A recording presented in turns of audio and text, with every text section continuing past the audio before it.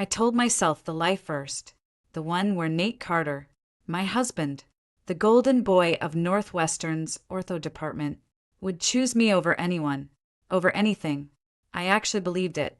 Right up until the second he looked at the blood pumping out of my thigh and decided his mistress' sprained ankle was the bigger emergency. It wasn't even a real fire. Not yet. Just smoke thick, acrid stuff pouring out of the HVAC vents at the Drake during the annual Lakeside Medical Gala. People were screaming, pushing toward the stairwells.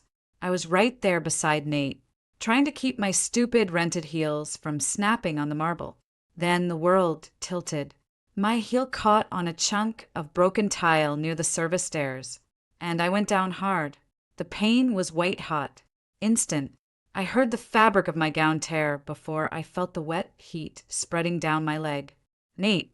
I grabbed his wrist. He was already reaching for the trauma kit he always carried, even to black tie events. I'm hit bad. Artery. I think.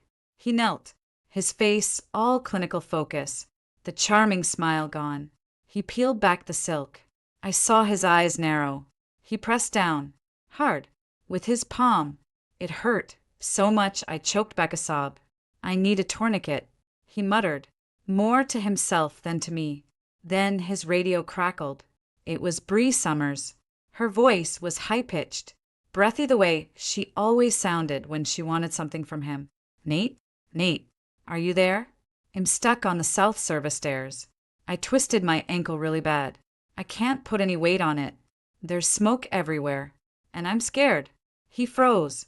His hand didn't move from my leg, but I felt the shift in his entire body. The tension in his jaw changed. He was looking at my bleeding thigh, then at the dark mouth of the stairwell where Bree's voice was coming from. Nate, please, I whispered. Don't leave me. He looked me dead in the eye. There was no apology in them, no hesitation, just a cold, clinical calculation. Elena, stay here. Apply pressure.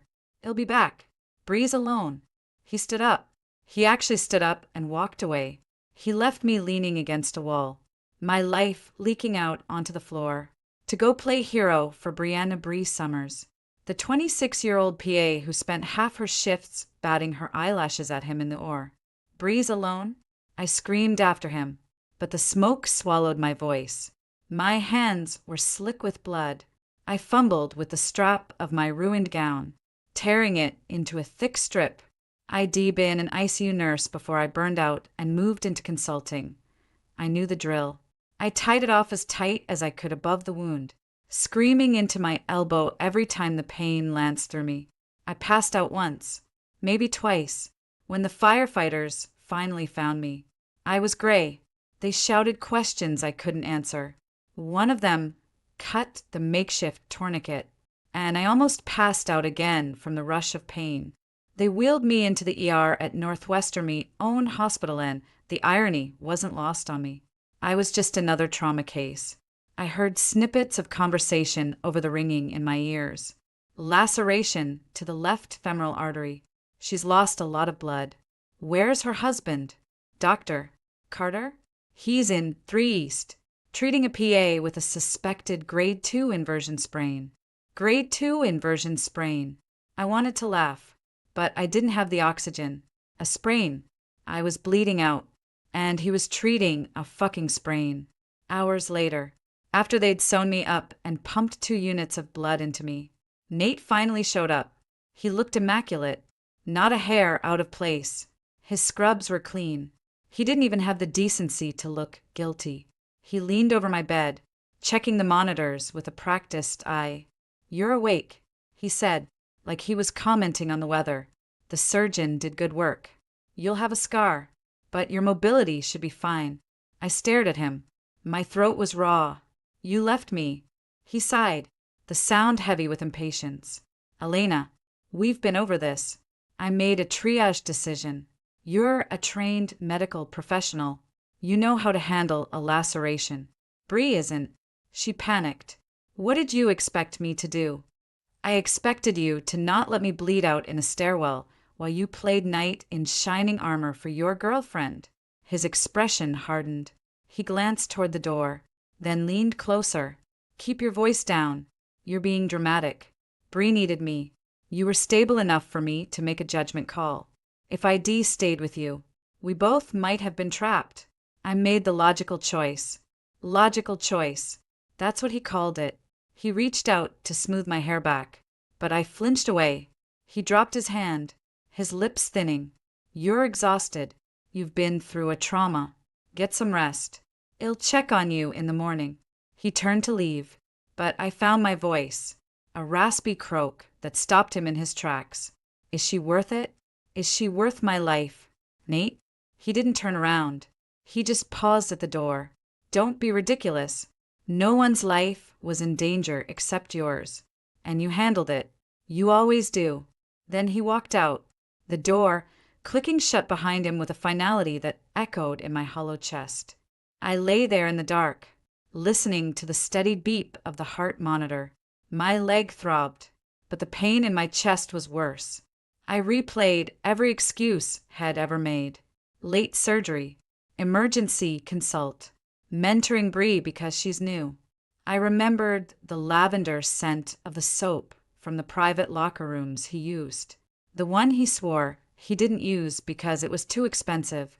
I remembered Bree's scrubs always matching his call schedule. I remembered the way Head come home, smelling like her perfume. And tell me it was just the hospital air. It hadn't been a mistake. It had been a choice, a series of choices. And the fire had just been the final, brutal confirmation. I wasn't his partner. I was the backdrop. The understanding wife who wouldn't ask questions because I got the medical life. Bree was the excitement, the damsel in distress, the one who got the heroics.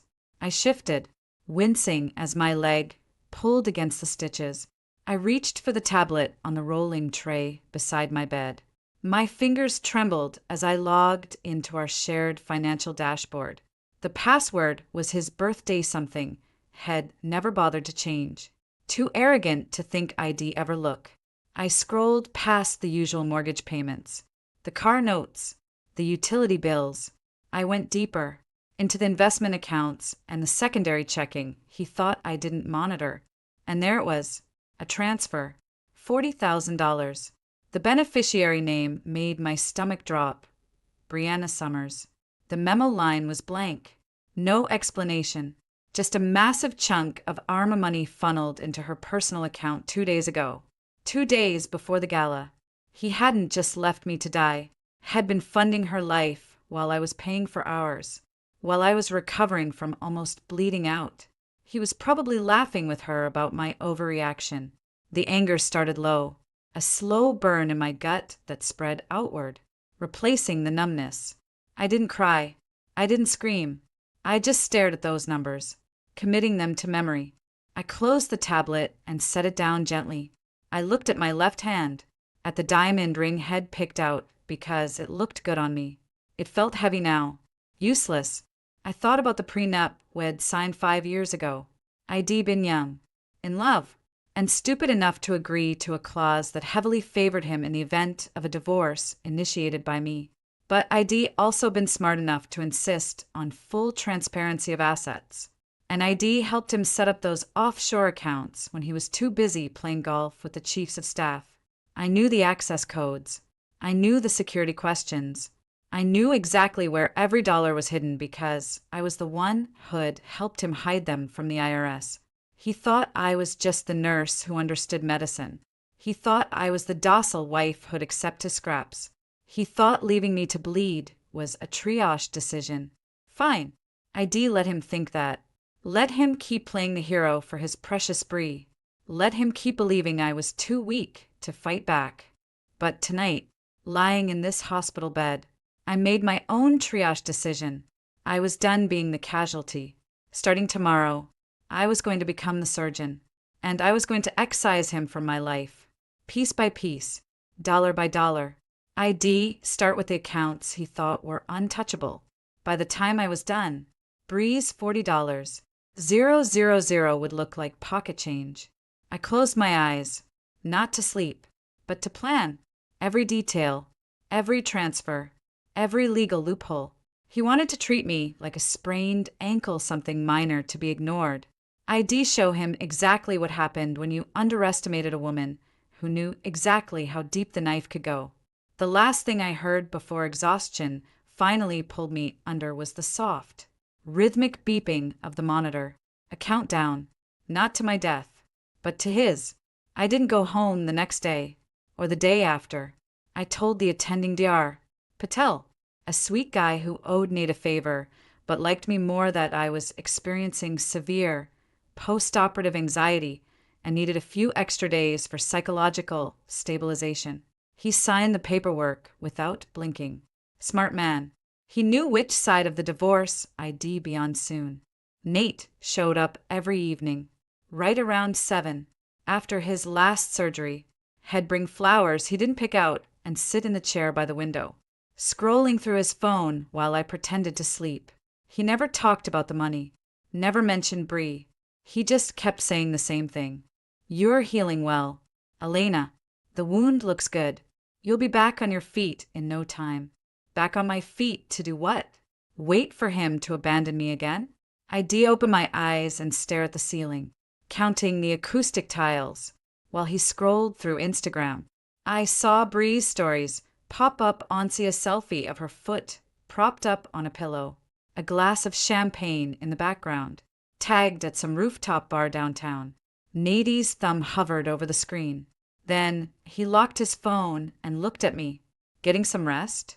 He asked, his tone all fake concern. Better than you, I murmured. You look tired. Late night with Bree? His jaw tightened. Don't start. I was at the hospital until midnight. Ask Alan if you don't believe me. I believe you were at the hospital, I said, turning my head to look at him. I don't believe who you were with. He stood up, his chair scraping against the linoleum. You're paranoid. The smoke inhalation must messed with your head. I'm going to grab coffee. Want anything? Decaf, I said. Wouldn't want me to be too alert when you're lying to me. He left without kissing my forehead. He hadn't kissed me since the gala, not even a peck. I waited until his footsteps faded. Then I reached for my own phone. I opened the banking app again. $40. 000 to Bree. I dug deeper this time. I started with the credit card statements. There were charges at a boutique hotel on Wells Street, $4.50 a night. Every other Tuesday for 6 months. Charges at a high-end steakhouse downtown. Always around 8 p.m. Always just 2 entrees and a bottle of wine. Charges for lingerie from a store on the Magnificent Mile. Delivered to an address I didn't recognize. I copied the address into Zillow. A studio apartment, leased to Nathaniel Carter. Rent, $3, $200 a month. Paid automatically from our joint account. I searched the address on social media. Bree's latest post was a photo of the view from those very windows. Captioned, my favorite place to unwind after a long shift. 2 hearts. The post was from 3 weeks ago. 3 weeks ago. Nate had told me he was covering Dr. Jensen's vacation and would be sleeping at the hospital for 4 days. I didn't feel the rage anymore. It had crystallized into something colder, something useful. I opened my notes app and started a list. Date, time, amount, vendor, location. I added the $40. 000 transfer. I added the rent. I added the dinners, the hotel stays, the Uber rides between the hospital and the apartment. By the time Nate came back with his coffee, I had 3 pages of evidence. He handed me the cup. Decaf, like you asked. Thanks, I said, taking a sip. Busy day tomorrow? Full or schedule? Should finish around 6. He paused. I'll stop by after. No need, I said, keeping my voice light. Marissa's coming to visit. We're having a girls' night. His expression soured. Detective Marissa Voss was a sore spot. He hated that she saw through his charm. Voss? Why? Because she's my friend and she doesn't lie to me, I said, unlike some people. He ran a hand through his hair. Elena, drop the attitude. I'm trying to be supportive here. Supportive. I repeated. Right. Like how you supported me in the stairwell, or how you supported Bree's shopping habits with our money. He stepped closer, lowering his voice. You don't know what you're talking about. That transfer was a loan. She's got family issues. I was helping her out. Alone, I said, meeting his gaze. For $40,000. To a woman who rents an apartment you pay for. Sure, Nate. Sounds legit. He leaned down, his face inches from mine. Watch yourself. You start throwing accusations. I'll make sure you regret it. I'm the breadwinner here. Without me, you're nothing. I smiled. It felt like baring teeth. Funny. I was just thinking the same thing about you. He left after that, slamming the door. I waited 10 minutes, then texted Marissa. Need you. Tomorrow. 2 p.m. Bring your badge. She arrived right on time, looking sharp in a navy blazer, her detective shield clipped to her belt. She didn't bother with pleasantries. She pulled the visitor chair close and said, Talk. So I did. I showed her the bank statements, the apartment lease, the Instagram posts, the $40,000 transfer. I told her about the stairwell, about him choosing Bree, about the way he looked at me afterward, like I was an inconvenience. Marissa listened, her face unreadable. When I finished, she leaned back and whistled low. Goddamn, Elena. I knew he was a prick. But this is next level. You knew? I asked, my voice hollow. Honey, half the force knows. He's got a reputation. Charming doc. Likes the younger ones. I figured you were ignoring it because you loved him. Or because you were smarter than to tangle with a guy who can afford the best divorce lawyers in the state. I'm not ignoring it anymore. I said, I want him gone. I want every dollar he hid from me. I want him to feel what it's like to have nothing. Marissa tapped a finger on her knee. You're gonna need proof he dissipated marital assets. That $40,000 is a start, but he'll claim it was a gift or a loan. We need a pattern. We need to show he's been supporting her lifestyle with joint funds. I have the pattern, I said, sliding my phone over.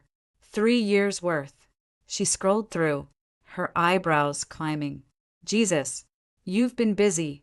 Okay, hey race, what we do. First, you don't tip him off. Keep acting like the hurt wife. Second, you start moving assets quietly. You said you helped him set up those offshore accounts? Yeah, I have the login info. He never changed the passwords because he thinks I'm too stupid to understand them. Good. Move the liquid cash first, then the investments. Do it in increments, so it doesn't trigger alerts. I'll talk to a buddy of mine in forensic accounting. He can help you cover your tracks. And then, I asked, and then, Marissa said, handing back my phone, you wait for him to fuck up. Because men like Nate always do. They get cocky. They think they're untouchable. And when he does, you take him down so hard hell wish had stayed in that stairwell with you. She left an hour later. I spent the rest of the afternoon on my laptop, logged into the offshore accounts. I started with the smallest ONI savings account in the Caymans with $120. 000. I transferred it to a trust ID set up years ago under my maiden name. For estate planning purposes, Nate had agreed. Too distracted by Bree's latest text to read the fine print, the transfer went through without a hitch. Next, I tackled the investment portfolio. I sold off shares of the tech stocks had been bragging about at the gala. Another $250. 000 moved into the trust. I did it slowly, over hours, making sure the transactions looked like routine rebalancing. By the time the nurse came in to check my vitals, ID moved over $500,000. $500,000 that Nate thought was safely tucked away where I couldn't reach it. 2 days later, I was discharged. Nate picked me up in his Mercedes, silent for the first 10 minutes of the drive. Then he said, I made dinner reservations at Gibson's. 7 o'clock. Bree's joining us. I turned my head to look at him. Bree? Our house? After what you did? She wants to apologize, he said, his knuckles white on the steering wheel. She feels terrible about the gala. It's time we all moved past this. Moved past you leaving me to die so you could pamper your mistress? I asked. Sure, let's move past it over a porterhouse. He didn't respond. We drove the rest of the way in silence. At home, I changed into a dress that hid the bandages on my leg. I took my time with my makeup, painting on a smile that didn't reach my eyes. When I walked into the dining room, Bree was already there, perched on Nadine's lap like she belonged there. She was wearing a dress I recognized, one of the lingerie purchases from the credit card statement. She smiled at me, all wide eyes and fake innocence. Elena, you look so much better. Nate said you were doing well. But wow, you're glowing. I walked to the head of the table and sat down. Must be the blood loss. Makes the skin dewy. Nate shot me a warning look. Bree giggled and nudged him. She's funny. Babe, I love her sense of humor. Babe, I filed that away. Evidence for Marissa. I poured myself a glass of wine, ignoring the water Nate had set out for me. So, Bree, how's the ankle? Nate said it was a grade 2 sprain. Must been agony, needing him to carry you to safety while I was bleeding out. Her smile faltered. Nate cleared his throat. Elena, let's not rehash. I'm just curious. I interrupted, swirling my wine. Did you thank him properly? For abandoning his wife? Or was the $40,000 transfer enough of a tip? The room went dead silent. Bree's face drained of color. Nate slowly lifted Bree off his lap and stood up. What did you just say? I said. I repeated, enunciating clearly. Did the $40,000 cover the cost of my femoral artery? Or was that just a bonus for the sprained ankle? Bree stood too, her hand shaking. Nate, Tu didn't know she knew. You didn't know? I laughed, cold and sharp. Of course you didn't, because you were too busy spending the money to wonder where it came from. Let me fill you in. Bree, it came from our joint account, the one I've been funding with my consulting work while you've been playing house in the apartment he leases for you on Wells Street. Nate slammed his fist on the table. Shut your mouth. Elena, you don't know what you're talking about. I know exactly what I'm talking about, I said, standing up slowly, using the table for support. I know about the hotel on Tuesdays. I know about the steaks at RPM. I know about the lingerie you bought her with my money. And I know that while I was in that stairwell, you were probably texting her to ask if she needed anything else before you came to save her. Bree started crying, the theatrical kind, all gasps and hiccups. Nate, make her stop. She's being so mean. Nate rounded the table, his face contorted with rage. He grabbed my arm, his fingers digging into the bruise from the floor. You're going to regret this. I will ruin you. It'll take everything. You'll be living in a shelter. I wrenched my arm free, stumbling back but staying upright. I looked him dead in the eye and smiled. Try it. Go ahead and try to take what's mine. But first, check your phone. Dr. Carter, check your email. I sent you a little summary of the accounts I've already moved. The ones you can't touch because they're in my name. Thanks to that prenup you forced me to sign.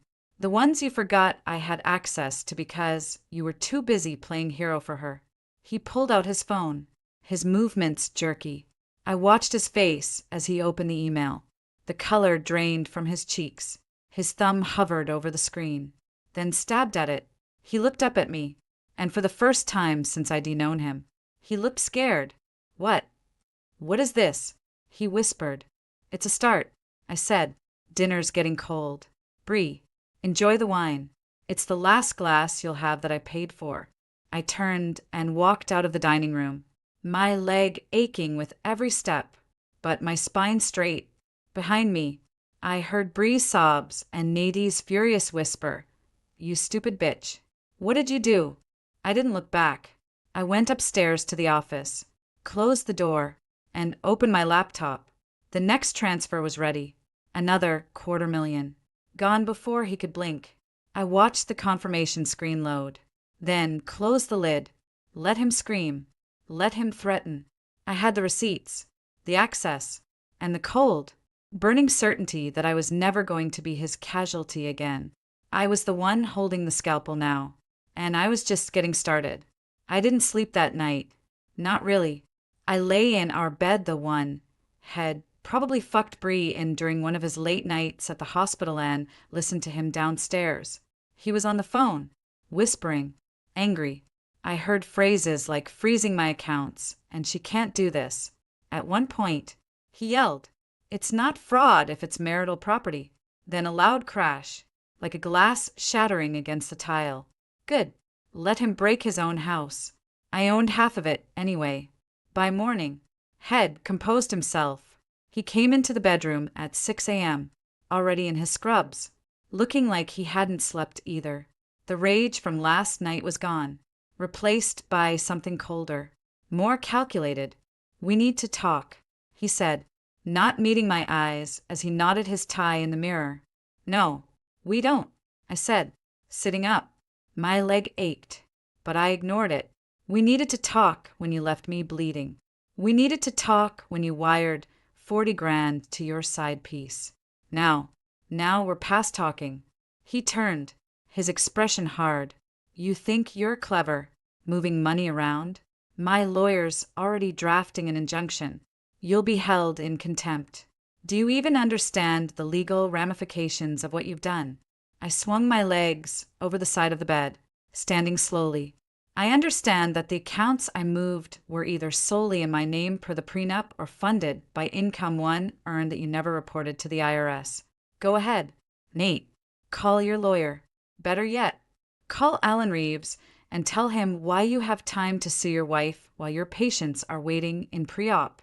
He took a step toward me, lowering his voice. "You wouldn't dare bring the hospital into this, wouldn't I?" I pulled out my phone, opened the photos I'd taken of his billing records.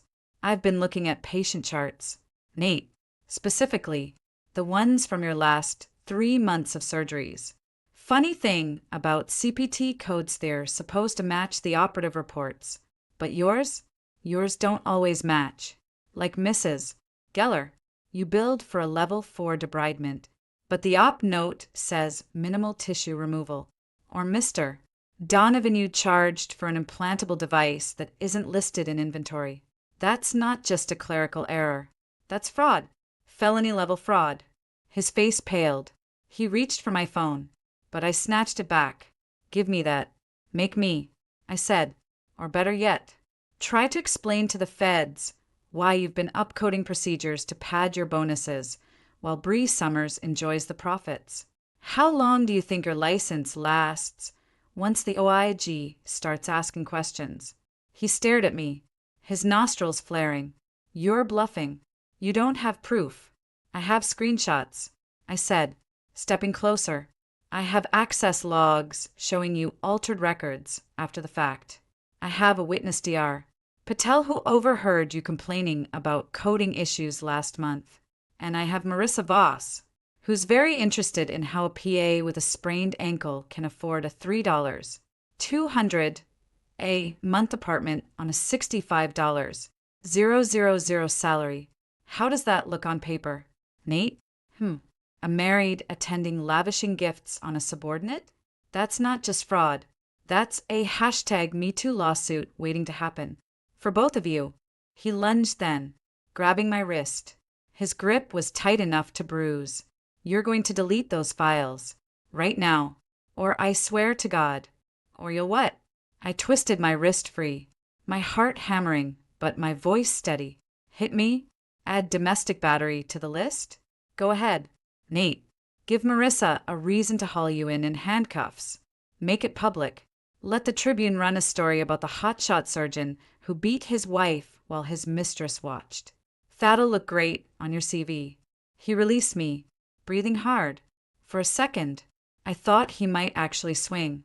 Then the sound of the front door opening broke the tension. Bree's voice, high-pitched and whiny. "Nate? Babe? Are you here? My car won't start, and I'm going to be late for rounds." He closed his eyes, a muscle ticking in his jaw. When he opened them, They were flat. Empty. This isn't over. Oh, it's over, I said. You just haven't realized it yet. He left the bedroom without another word. I heard him murmur something to Bree. Then the front door slammed. I waited 5 minutes, then limped to the office. I logged into the hospital's EMR system.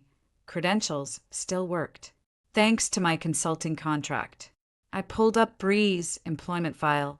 Salary, $64,800. Direct deposits to the same account as the $40. 000 transfer. I cross-referenced her timesheets with Nate's or schedule. They matched too often to be coincidence. I spent the next 2 hours compiling a dossier. Patient names, dates, CPT codes, discrepancies. I included copies of the lease, the credit card statements, and screenshots of Bree's social media geotagged at the Wells Street apartment. By the time I finished, it was a 50-page document. I encrypted it and emailed it to Marissa with the subject line, "For when he lawyering up." At noon, my phone rang. Unknown number. I answered, expecting a bill collector or a process server. Instead, it was a woman with a crisp, professional voice. "Mrs. Carter, this is Diane Mercer, Dr. Reeves' executive assistant. He'd like to see you in his office at 3 p.m. regarding a financial matter." Translation: Nate had tattled, and Alan was calling me in. Perfect. I hung up, changed into a sharp black pantsuit that hid the bandages, and applied lipstick like war paint. If Alan wanted a meeting, I'd give him one, but I'd be the one setting the terms. I arrived at Northwestern's admin wing at 2:50. Diane Mercer, a silver-haired woman with a no-nonsense bob, ushered me into Alan's office without a word. Alan Reeves sat behind his mahogany desk, looking every inch the chief of surgery expensive suit. Steely eyes, a framed diploma from Johns Hopkins on the wall. Nate was there too, slouched in a leather chair, his arms crossed. He didn't look at me. "Elena," Alan said, his tone neutral. "Thank you for coming." "Of course, Dr. Reeves," I said, taking the seat across from him, though I'm surprised to be summoned here instead of receiving a subpoena. Alan's mouth twitched. "Let's dispense with the theatrics. Nathaniel informs me you've been reallocating marital assets without his consent. He claims you're threatening to make false allegations about his clinical practice." "False?" I pulled out my phone, opened the dossier, and slid it across the desk. "These aren't allegations, Dr. Reeves. They're documented discrepancies. I've highlighted 12 cases in the last quarter where billing codes don't match operative reports. I've also included evidence of a conflict of interest involving a physician assistant under his supervision. One Brianna Summers." Alan picked up the document, scanning it.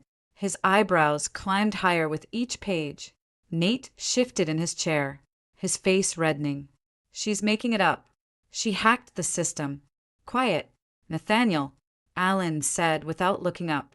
He finished reading, then set the papers down. He looked at Nate, and for the first time, I saw disappointment in his eyes. "Is this accurate?" Nate opened his mouth, then closed it. He looked at me, then back at Alan. It's complicated. Elena's been unstable since the gala. She's lashing out." "Unstable," I repeated. "That's your defense? That the woman you left bleeding is now unstable for pointing out your crimes? Let's review. Dr. Reeves, Nate billed Medicare for a level 4 debridement on Mrs. Geller when the op note describes removing minimal necrotic tissue. That's upcoding. He charged for a spinal implant on Mr. Donovan that doesn't appear in the supply log. That's falsifying records. And he's been funneling hundreds of thousands of dollars in kickbacks to a PA he's having an affair with. That's not instability. Dr. Reeves, that's a RICO case waiting to happen." Alan leaned back, steepling his fingers. "Nathaniel." Nady's jaw worked. "She's exaggerating. The coding errors are honest mistakes. The payments to Bree were personal loans. Loans, Alan said dryly. For $40,000. To a PA who coincidentally matches your or schedule. Nathaniel, I've overlooked a lot. The late nights, the rumors, the way you treat the nursing staff. But this? He tapped the dossier. This is a liability. To me, to this hospital, to the entire orthopedic department. She's trying to destroy me. Nate shouted, standing up. She's a vengeful bitch who can't handle that I made one mistake. One mistake? I stood too, ignoring the pain in my leg. Leaving me to die was one mistake. Fucking your PA for 3 years was one mistake. Stealing from Medicare was one mistake? No, Nate, these weren't mistakes. They were choices, and now you get to live with them. Alan raised a hand. Sit down. Both of you. We did. He looked at Nate. Hey, Race, what's going to happen? You will retain counsel, but you will not involve the hospital in any civil dispute with your wife.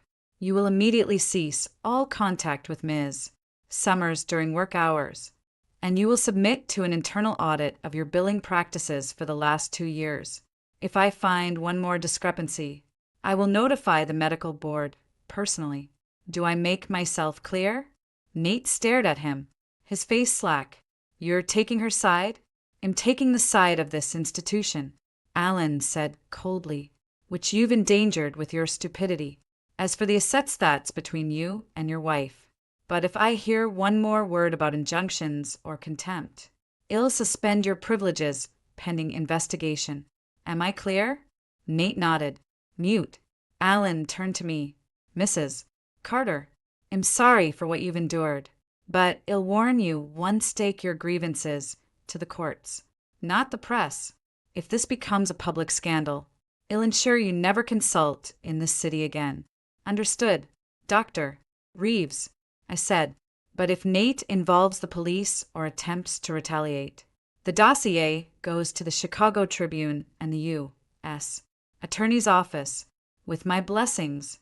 Alan held my gaze for a long moment, then gave a slight nod. Fair enough. You may go. I stood, smoothed my jacket, and walked out without looking at Nate. In the hallway, my phone buzzed. A text from Marissa. Heard from Alan. Nicely done. But heads up breeze in the lobby. Crying to anyone who'll listen. I turned toward the elevators. Time to finish this. I found Bree exactly where Marissa said, slumped on a bench near the cafeteria, dabbing her eyes with a tissue, surrounded by 3 interns who looked uncomfortable. She saw me and stiffened. Elena, she said, her voice trembling. I was just telling them how awful this is. Save it, I said, cutting her off. The interns scattered. I stepped close, lowering my voice so only she could hear. You think he's going to save you? He's not. Alan Reeves just hung him out to dry. The audit starts Monday. They'll trace every dollar. Bree, every dollar. And when they do, you'll be named as a co-conspirator, accessory to fraud, loss of licensure, maybe jail time. She paled. I didn't know. He said it was fine. He lied, I said, like he lied about leaving me, like he lied about loving you. You're not special, Bree. You're just the latest in a long line of stupid girls who thought a wedding ring didn't matter. But it does, because when the shit hits the fan, the wife gets the house, the mistress gets the subpoena. Tears spilled down her cheeks. Please, Elena, I'm sorry. I'll give the money back. Too late, I said. The money's already moved. The evidence is already copied. And Nate? He's already looking for someone new to blame. Guess who that is? She started sobbing in earnest. I turned and walked away, my leg screaming, but my stride steady. Behind me, I heard her wail. Nate, Nate, help me. I didn't look back. Let her call for him. Let him choose again. This time, I'd be the one walking away clean. My phone buzzed again. A notification from the bank. The final transfer had gone through. The last of the offshore accounts, $1. $2 million now, set safely in my trust. I smiled. A real one this time. Not because ID won, but because ID survived. And because Nate Carter was about to learn the hardest lesson of his life: some wounds never heal, and some debts never go unpaid. I texted Marissa, dossier delivered. Audit starts Monday. And tell Breen Joy the ankle monitor. Then I deleted his contact, blocked his number, and for the first time in 3 years, I breathed without the weight of his lies crushing my chest. The hemorrhage had started, and I was just getting warmed up. He came home at 7:30. I heard the garage door rumble, then the heavy slam of the Mercedes driver's side door. Silence for a beat him standing in the mudroom, probably willing himself to calm down. Then the sharp click of his dress shoes on the hardwood. He didn't call my name, didn't ask where I was. He knew. I was in the kitchen, sitting at the island, a glass of Cabernet in front of me. ID changed into black leggings and a cashmere sweater, comfortable, expensive, and entirely mine. My leg was propped on the stool beside me, the bandages hidden. I was scrolling through my new private banking app, watching the interest accrue on the $1. 2 million ID moved that morning. It felt quiet, satisfying. He appeared in the doorway, still in his scrubs, but the lab coat was gone. His hair was a mess, like he'd been pulling at it. His face was blotchy, a mix of rage and something that looked a hell of a lot like fear. "You," he said, his voice low and vibrating. "You fucking bitch." I didn't look up from my phone. Language. Dr. Carter. The neighbors might hear. He crossed the kitchen in 3 strides and slammed his palms on the island, rattling the wine glasses. "Undo it. Undo every goddamn transfer you made today. Right now." I finally looked at him. His eyes were wild. "No, I'm not asking. Elena, I'm telling. You touch my money again, and I'll have you arrested for theft. Grand larceny. You'll spend the next decade in Dwight Correctional. Our money." I corrected, setting my phone down. "And it's not theft when it's a marital asset I'm entitled to under Illinois law, especially when I can prove you dissipated those assets on your mistress, which, by the way, I can, very thoroughly." He reached across the island, his hand snapping out to grab my wrist. His grip was bruising.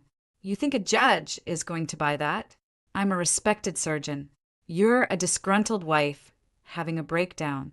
I'll have you declared unfit." I twisted my wrist, using a move Marissa had taught me, and yanked free. "Unfit? Like you were fit to make a triage decision in a smoky stairwell, or fit to upcode Medicare for 3 years. How's that audit going, Nate?" Alan seemed very invested this afternoon. His face went white. He took a step back, his chest heaving. Alan told you to keep this quiet." He said a lot of things. I said, picking up my wine. "He said you were a liability. He said the billing discrepancies were deeply concerning. He said if you involved the hospital in your divorce, he'd notify the medical board himself. Did you know that, Nate? Your precious mentor is ready to throw you to the wolves the second you stop being profitable." He leaned forward, lowering his voice to a venomous whisper. "You're bluffing. You don't have proof of the billing. You're a consultant, not a forensic accountant. You couldn't possibly." I slid a manila folder across the island. It was the same one ID shown Alan, but thicker now. ID added the offshore account statements, the lease agreement for the Wells Street apartment, and printed screenshots of Bree's Venmo requests tagged with "money with wings, money with wings, money with wings." "Page 14, I said, taking a sip of wine.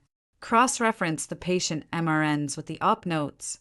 Notice how the level 4 debridements always coincide with the days you mentored Bree? Funny how shed bill for observation while you billed for complex procedure. Almost like you were splitting the difference." Or page 22, implantable devices. I tracked the serial numbers. They were billed to patients, but shipped to a storage unit in Bridgeport. Care to guess whose name is on the lease? Hint, it's not mine. He flipped open the folder with shaking hands. I watched his eyes scan the pages. his breath coming in short, sharp bursts. When he got to the Venmo screenshots, he actually gagged. She tagged these? Jesus Christ. Bree's not as smart as you thought. Is she? I said. Or maybe she's just that confident you'd protect her. But you won't, Nate, because you never protected anyone but yourself. And now you're going to learn what it feels like to be the one bleeding out while everyone else walks away. He threw the folder across the kitchen. Pages exploded like confetti. You're ruining my life. Do you get that? My career. Everything I built. Everything we built. I corrected. With my connections. My referrals. And my money you laundered through our joint accounts. I didn't ruin your life, Nate. I just stopped cleaning up your messes, and I started documenting them. He rounded the island, his hands curling into fists. For a second, I thought he might hit me. Part of me wanted him to. It would make the next part easier. But he stopped a foot away, his whole body trembling. I will destroy you. I will hire the best lawyers in Chicago. I will drag this out for years. I will take the house, the cars, the investments, everything. You'll be penniless, Elena. Penniless and alone. Alone? I laughed, cold and sharp. Nate, I've been alone since the night you chose Bree over me. The only difference now is I'm not pretending I'm not. As for the lawyers, go ahead. Hire them. But remind them that Illinois is an equitable distribution state. And judges tend to frown on husbands who commit fraud, adultery, and endanger their wives' lives. Oh, and tell them about the dossier I've already uploaded to a secure cloud server, with instructions to release it to the U.S. Attorney's office if anything happens to me. Accidents. You know, they happen. His eyes narrowed. You wouldn't. I already did. I said, check your email. I sent you the link. Passwords, your birthday easy to remember. Open it, and it triggers an auto-send to every regulatory agency in Illinois. Close it, and it does the same. Delete it? Too late. It's already cached. You're not dealing with a woman who cried in the stairwell anymore. Nate, you're dealing with a woman who spent 3 years learning exactly how you operate, and am better at it than you are. He pulled out his phone with a shaking hand, jabbing at the screen. I heard the ping of the email loading. He stared at the screen, his face draining of color. Then he looked up at me, and for the first time, I saw a trail. Naked terror. You can't do this, he whispered. It's blackmail. It's insurance, I said, against you doing something stupid, like hiring those lawyers, or trying to freeze my accounts, or hurting me again. You touch me, Nate, and the dossier goes public. You try to take my money, and it goes public. You so much as look at Bree Summers in a way that suggests you're still involved. And it goes public. Do I make myself clear? He didn't answer. He just stared at his phone, then at me, his mouth working silently. I stood up, slowly, using the island for support. I walked around to him, stopping inches away. I could smell the sweat and fear coming off him. Say it, I said softly. Say you understand. He swallowed hard. I understand. Good, I said. Now, get out of my kitchen. And Nate, one more thing. Bree called me this afternoon, from a blocked number, crying. Said you haven't returned her texts since Alan's office. Said her rent's due Friday, and her card's been declined 3 times. Seems your rainy day fund wasn't so rainy after all. Enjoy explaining that to her. Pardon. I'm sure she'll find someone else to buy her lingerie soon enough. I turned and walked toward the stairs, my leg aching but my stride steady. Behind me, I heard him sink onto a stool, the creak of leather loud in the sudden silence. Then his phone rang. He answered it on the first ring, his voice cracking. Bree? Baby. Listeno. It's not what it looks like, Elena. Elena did something to the account's baby. Please, just give me a few days. I didn't hear the rest. I closed the bedroom door, locked it, and leaned against it. My heart was hammering. but my hands were steady. I picked up my phone and texted Marissa. He's unraveling. Dossier deployed. Expect blowback. She replied instantly. Copy that. Keep your phone on. And Elena? Good hunting. I smiled, setting the phone down. Outside, I heard Nadie's voice rise. Then the crash of something breaking, maybe the wine bottle. Let him break everything. Let him scream at Bree. Let him realize that the empire he'd built on lies was made of sand. I'd be the tide that washed it all away. I crawled into bed, pulling the covers up, and for the first time in months, I slept without the weight of his arm around me, without the fear of his next betrayal, without the lie that I was safe.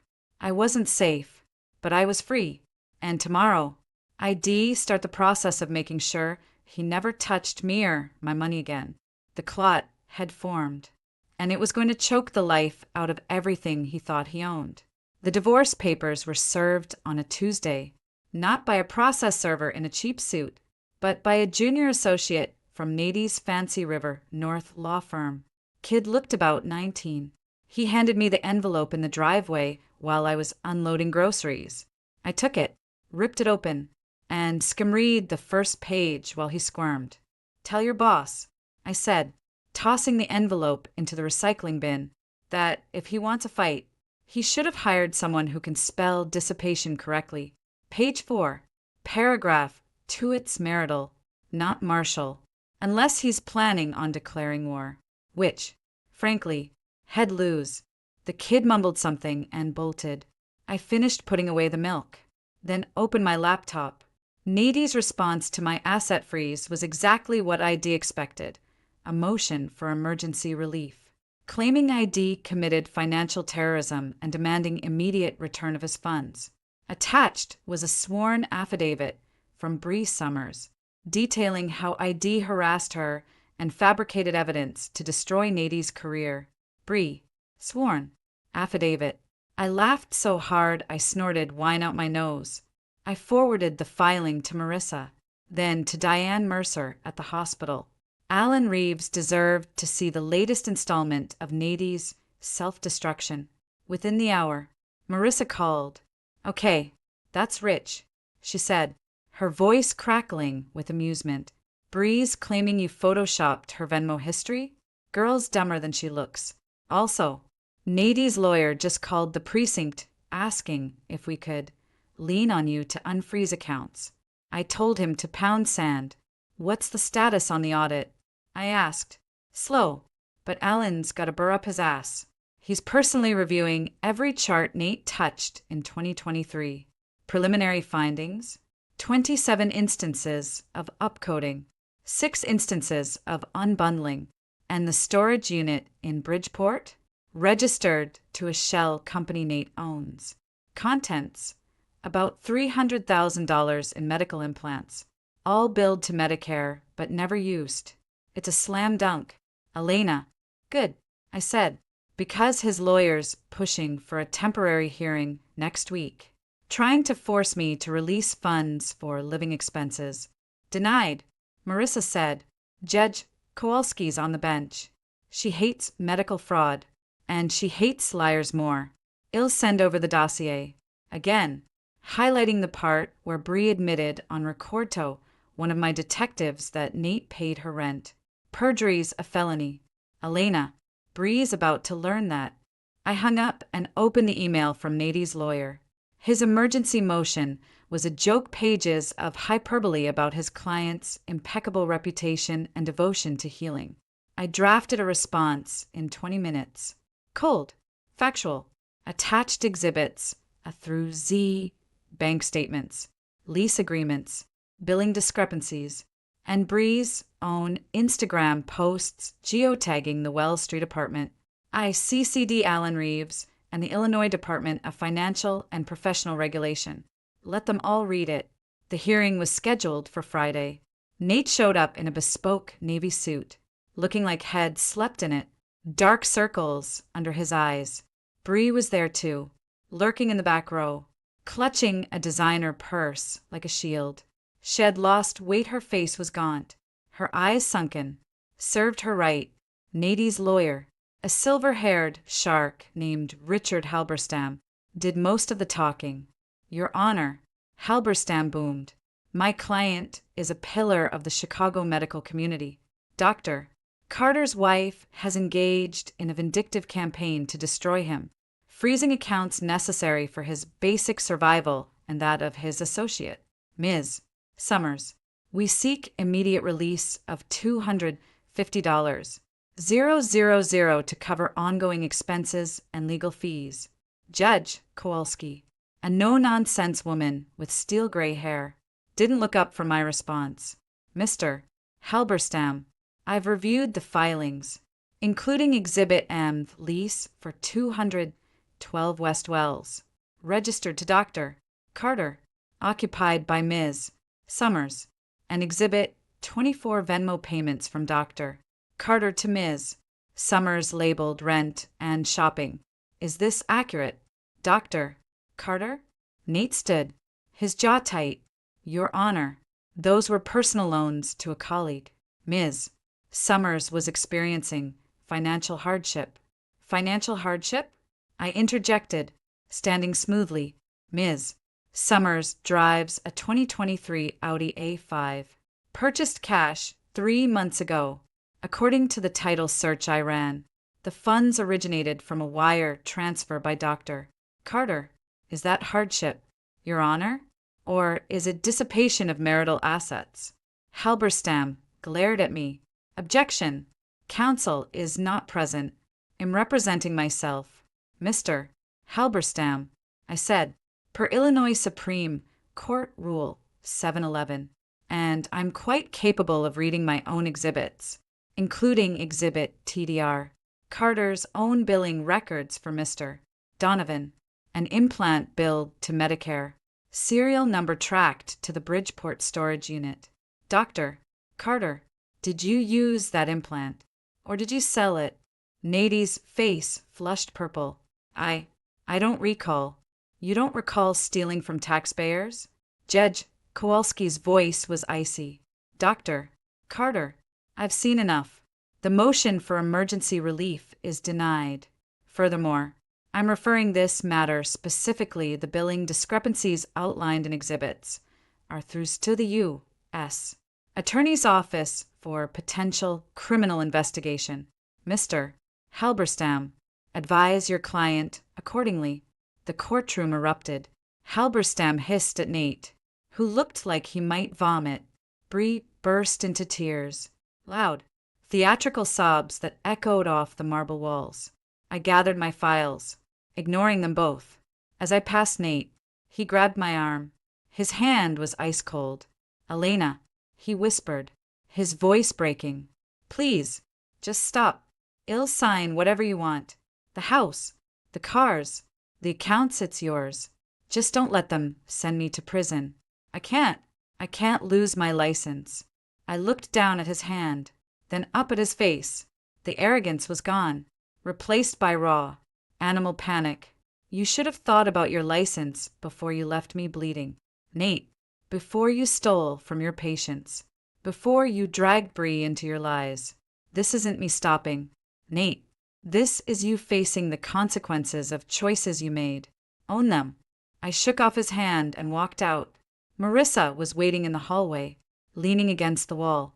She fell into step beside me. Well, that was satisfying. Halberstam looks like he's going to have a stroke. And Bree? She's already lawyered up. Different firm. Cheaper one. How much cheaper? I asked. Public defender level. Word is Nate cut her off completely after the hearing. Told her head deny knowing her if she implicated him further. She's singing like a canary now. Elena. To the feds. To the medical board, everyone. I nodded. And Nate? Allen suspended him pending the audit results. He's packing his office as we speak. Rumor is he's looking at a job in some podunk town in Indiana. General ortho. No private practice. No prestige. Just stitching up high school football injuries for half his old salary. Good, I said. Let him learn what it's like to be ordinary, to be forgotten. 2 weeks later, the divorce was finalized. I got the house, the cars, and every dollar ID moved. Nate got a stern warning from the medical board, a suspended license for 6 months, and a court date with the U.S. attorney. Bree got a misdemeanor charge for accessory to fraud pleaded down in exchange for testimony against Nate. She posted bail and disappeared from Chicago. Last I heard, she was working at an urgent care clinic in Peoria, making $28 an hour. I didn't attend Nate's sentencing. I didn't need to. Marissa sent me the transcript. 18 months probation, $250, 000 in restitution, and permanent revocation of his privileges at any Illinois hospital. He left Chicago the next day. I saw a photo of him on Facebook standing outside a dilapidated duplex in Lafayette, Indiana, looking like he'd aged 20 years. The caption read, "New Beginnings." I deleted the app. 6 months after the divorce, I ran into Alan Reeves at a medical conference in San Diego. He cornered me by the coffee station, his expression unreadable. "Elena," he said, "you're looking well." "Dr. Reeves," I said, stirring my latte. "Likewise, though I hear the ortho department's still struggling to fill Nate's shoes." "We're managing," he said, "though I doubt we'll find another surgeon quite so ambitious. For better or worse." He paused. "I owe you an apology. I overlooked his behavior for too long. If ID acted sooner, perhaps ID still be bleeding in a stairwell." I finished. Or perhaps he'd have found another way to destroy himself. Either way, it's over, Dr. Reeves, and I'm not interested in apologies, just in moving forward. He nodded, a flicker of respect in his eyes. "Fair enough. For what it's worth, the board voted unanimously to bar him from ever applying for reinstatement. He's done in this state." "Good," I said. "He should be. Thanks for the coffee, Dr. Reeves." I walked away, my heels clicking on the convention center floor. Later that evening, I met Marissa for drinks on the Gaslamp Quarter. She raised her glass. "To the end of the Carter era," she said. "To scar tissue," I replied, clinking my glass against hers. "Stronger than the original, and a hell of a lot harder to tear." She grinned. "Damn right. So what's next?" "World domination. Opening your own consulting firm. Finally taking that trip to Tuscany you always talked about." I sipped my drink, watching the sunset over the Pacific. All of the above, starting with changing my name back to Hartley. Elena Hartley has a better ring to it, don't you think? Less Carter, more me. Elena Hartley, Marissa repeated. "I like it. Sounds like a woman who doesn't need a man to validate her existence. Or her bank account." "Exactly," I said, and for the first time in 5 years, I meant it. I wasn't Nate's wife. I wasn't the woman who'd been left to bleed. I was Elena Hartley, survivor, strategist, and sole owner of every dollar ID earned and every dollar ID taken back. The scars were there, sure, but they didn't define me. They just proved ID survived the fire, and that ID learned exactly how to make sure it never burned me again. I finished my drink and stood, smoothing my skirt. "Come on, I've got an early flight to Rome tomorrow. Time to start that Tuscany trip." Marissa laughed, tossing a bill on the table. "Lead the way, Hartley, lead the way." I walked out into the warm San Diego night, the ocean breeze cool on my face. Behind me, the conference lights blurred into the distance. Ahead, the future stretched wide, bright, and entirely mine. No smoke, no stairwells, no choices left to bleed. Just me, and every last dollar